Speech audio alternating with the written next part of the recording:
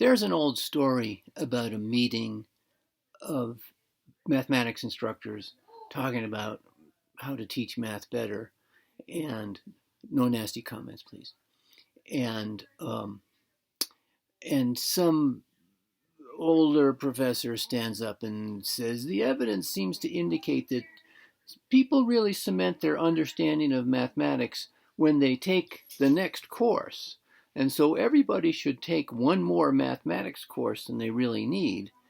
And some young whippersnapper stands up and says, well, that means by induction, they're all going to be taking math forever.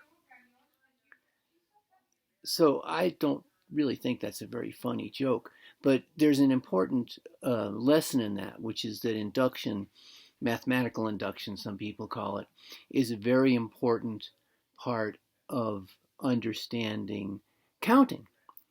We're back at counting again. And so we're going to go through and talk about mathematical induction.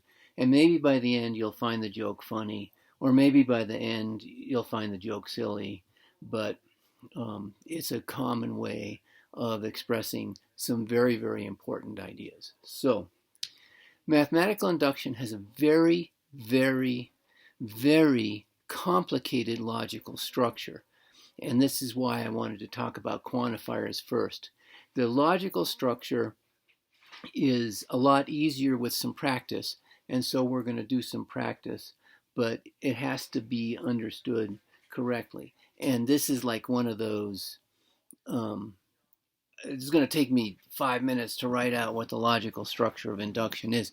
Some people cut this short, and I don't think we should do that. I think we should take our time and understand what it is we're trying to say.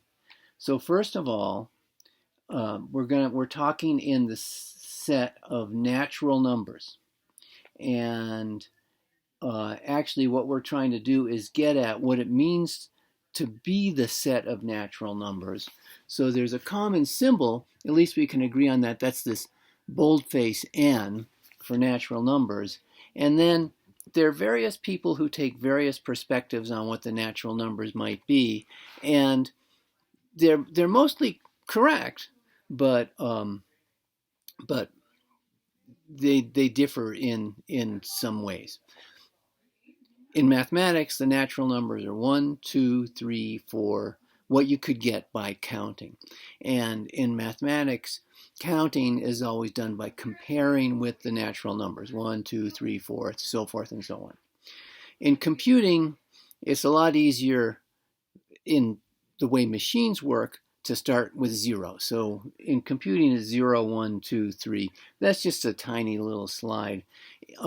Later on, you'll see other structures where we're not really working with the natural numbers, but we're working with something where there's a successor. So when you talk about linked lists, a lot of the ideas about natural numbers will apply to linked lists, not in the technique, but in the structural organization. Okay, so from now on, we're talking about natural numbers. I'm not going to say that again.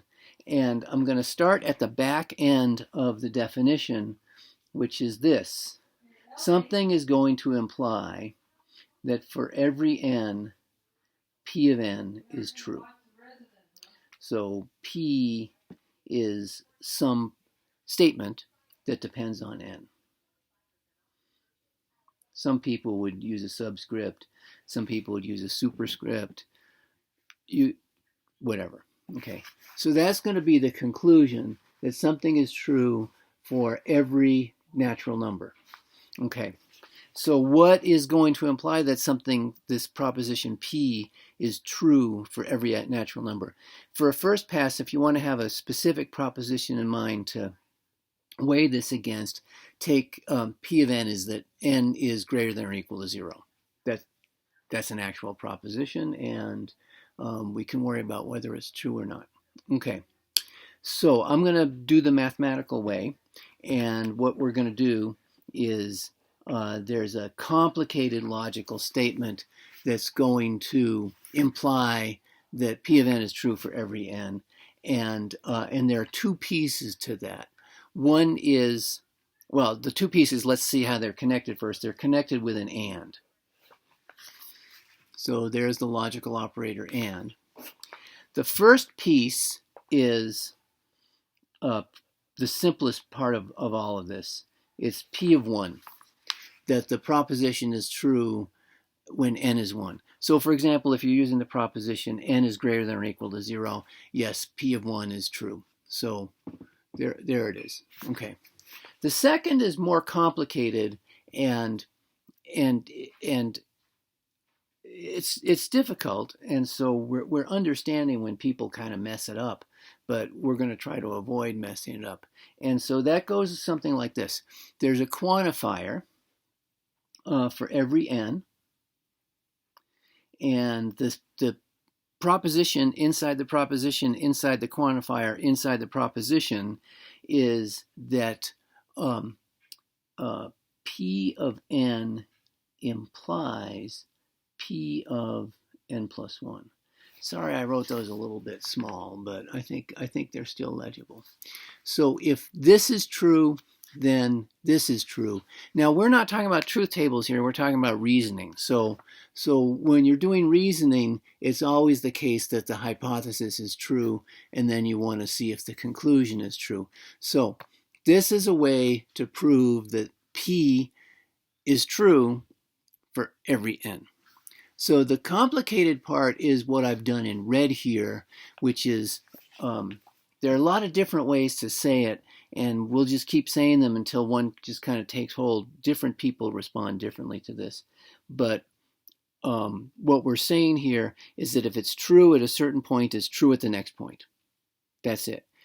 It's true for the successor. It's true for the next value. So we start, something's true at 1, and if it's always true for the next value, then it's true at 2, and if it's always true for the next value, then it's true at 3, and so forth and so on. So if you've taken 3 math courses, but you need to take a 4th, well, now you're at 4, and then if you need to take a 5th, now you're at 5th. So that's the source of the joke. This is very abstract. It takes some time to go through.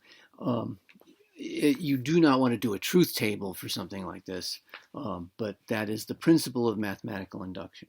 So there are 2 things to prove, and they both have to be true because they're connected by an and. So you have to prove that whatever it is that you're talking about is true at 1, and also that if it's true someplace, it's true at the next place. And so that way we'll march our way through the natural numbers forever, and that's kind of where this goes on. This reasoning, this principle of mathematical induction, replaces ... When people write ... that usually means continue in the same pattern, but it also means I'm not really quite so sure. But this is a way to be sure. This is a way to prove things, and so that's how we're going to do it. So let's look at some examples. And I said the first one was the silly one, but let's just kind of see, because this will give us the structure of how to make an argument of using using mathematical induction. So P of n is the proposition that n is greater than or equal to 0. So you'd think that's obvious, but it's actually, it takes some proof. And this is just a way to look at the structure anyway. So we have to prove 2 things. We have to prove P of 1, and we have to prove that if we know P of n, then we can prove P of n plus 1. And the reasoning behind this particular example is pretty simple, but the outline is right. So the first thing we have to do is P of 1. So P of 1 is the assertion that 1 is greater than or equal to 0. Call me crazy, I say that's true. And we're going to and that, so this next thing has to be true as well, that P of n implies P of n plus 1. There is no other way to say this. You have to assume that it's true for n and prove that it's true for n plus 1. Now, in a lot of the examples that are in textbooks, that proof is going to use some algebra, but that's not always the case in computing. In math, it almost always is the case. But in computing, there are situations where you're working your way down a list, and it may not be algebraic. Anyway, let's prove this. This one is kind of algebraic. So we're given that n is greater than or equal to 0. And we need to prove that n plus 1 is greater than or equal to 0. So need n plus 1 is greater than or equal to 0.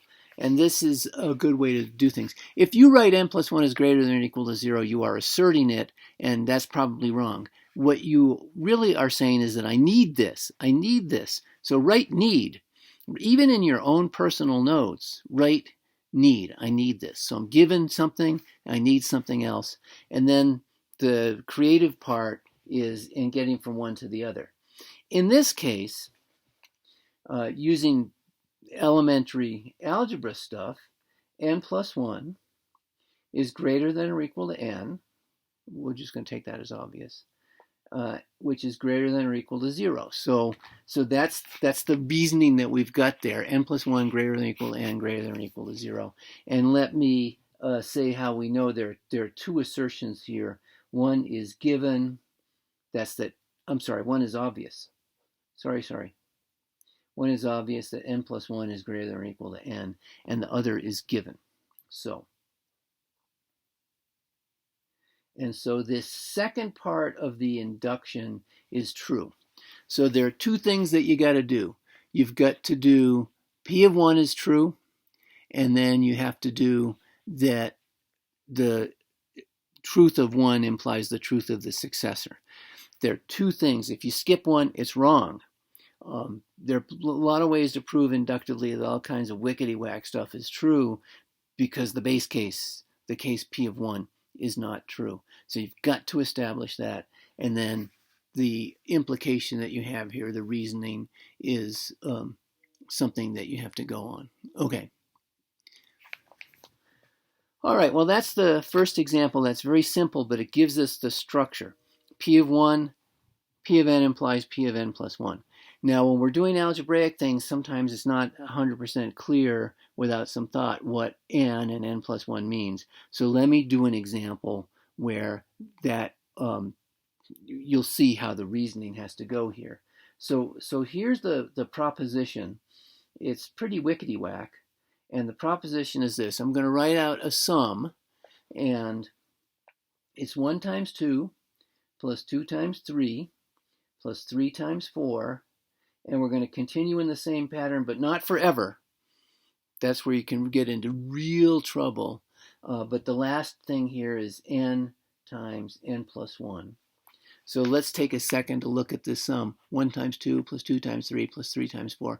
I believe the pattern there is very clear. I'm going to write this out using summation notation in a second. And the assertion is, that's not an assertion, that's just a number. And it depends on n. The assertion is something that's going to be true or false. And the assertion is that this sum is equal to the following fraction. The bottom's the easiest part, 3. And the top is a product of 3 consecutive integers, n plus 1, n plus 2. So here's the proposition that this sum is equal to this fraction. This would be called a closed form, and the sum is there. Let me write that in summation notation because that often clarifies your thinking, and especially at the edges, it's easy to mess up if you haven't been careful. So I'm going to say that this is equal to the sum I equals 1 to n. And this is where you have to kind of go through term by term and see what's what. This has nothing to do with induction. This is just mathematical literacy, which is not a trivial thing. So when I is 1, we've got 1 times 2. When I is 2, we have 2 times 3. When I is 3, we have 3 times 4.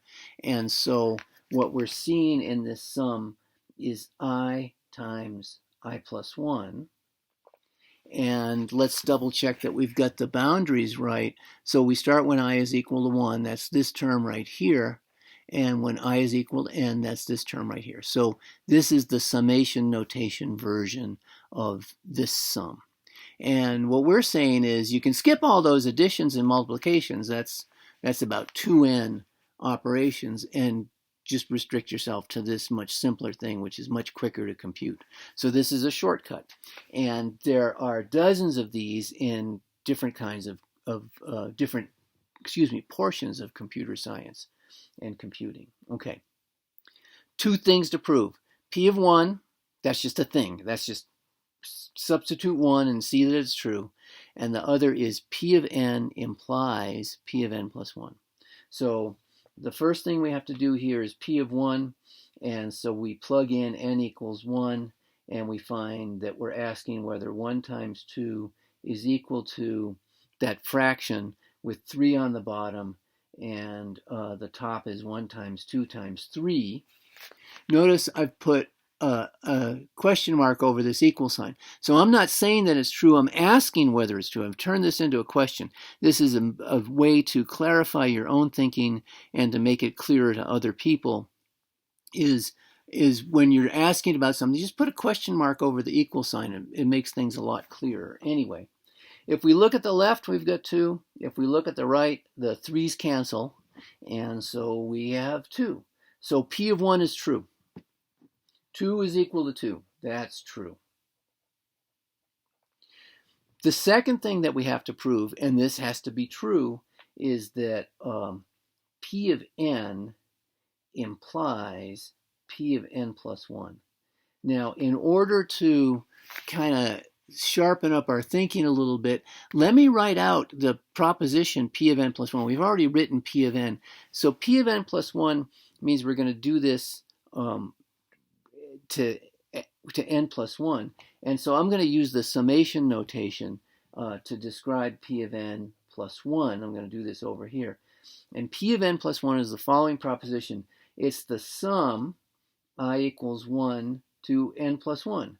P of n was the sum up to n. P of n plus 1 is the sum up to n plus 1. P of 12 is the sum up to 12. P of 2k is the sum up to 2k. So that's having the summation notation actually makes this a little bit clearer. And that this is equal to, and I'm going to write this in a funky way, and you'll hate it, and then you'll thank me for it. So we're going to have n plus 1, and then something else, and then something else. There are 3 factors in the top, and I am going to separate out the operations that I do to work with them. So the original thing says, oh, you've got the index that we're using, n in this case, and we have n and its successor and its successor.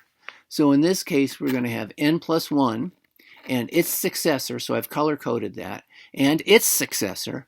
And so a lot of people would say that I'm including an extra step, and I say I've seen so many people make mistakes with this that not doing this is skipping a step, and it's a mistake. So let me write that again just to simplify it a little bit. So it's 3 times, and now the top, I'm sorry, 3 on the bottom, and the top is n plus 1 times n plus 2 times n plus 3. This business right here is where people often get confused when they're doing induction proofs. It's making sure that you usually have some equality. That's what makes it a statement. And it's getting the parameters and the equality correct. So don't skip steps. Don't try to go straight to here in your head. Do this first. And look for the pattern there. The pattern is the parameter, and then 1 more than the parameter, and then 2 more than the parameter. And that will make things a lot easier. So let's go back to proving the induction step that P of n implies P of n plus 1. And so what I'm going to say here is that we're given P of n. So that says that the sum I equals 1 to n of I times I plus 1, I'm just copying this down, is the fraction with 3 on the bottom, n plus 1, n plus 2. So that's given. That's given. We are assuming that this is true. And now we want to know something about what happens if we go out one more term, or as Buzz Lightyear said, to infinity and beyond. So to look at P of n plus 1, what we need is the sum I equals 1 to n plus 1 of I times I plus 1 is equal to a fraction with 3 on the bottom. And now the three terms are n plus 1, n plus 2, and n plus 3. So we work that out over here in green, and now we're just copying that over. Okay, so this is what we need. So what we're going to do is take what we're given, we're going to add on the one more term that's missing because this goes out one further in the sum, and we'll add that on and then do some algebra and go on from there. So let me write this way. The sum I equals 1 to n plus 1 of I times I plus 1, and this is where being good with summation notation really makes your life easier, is equal to the sum, listen carefully, I equals 1 to n of I times I plus 1 plus n plus 1 times n plus 2. So what I've done here is broken out that last term of the sum. So I take the first n terms and then I've split out the last term, and that gives me the n plus 1 terms. So I have rewritten the sum in this way. And now I can use the given that I know from induction. It's an assumption, but it's the assumption that goes into an induction, because we know what the sum up to n is. We've been told to assume that is true. So here we go. That is the following. It's a fraction, 3 on the bottom, n plus 1, n plus 2. So that's the sum I equals 1 to n part, and then we're going to add on that next term, n plus 1, n plus 2. So I have used the induction hypothesis and then still adding on the term that the induction hypothesis didn't cover. This is a pretty common strategy. So you've got some sum, you split off the last term and take the induction hypothesis on the first part and then do some algebra. Okay, now we're going to do some algebra. We're going to do some fancy algebra, and so let me kind of color code this, because these two have a common factor, which I've indicated here. This term has n plus 1, n plus 2. This term has n plus 1, n plus 2.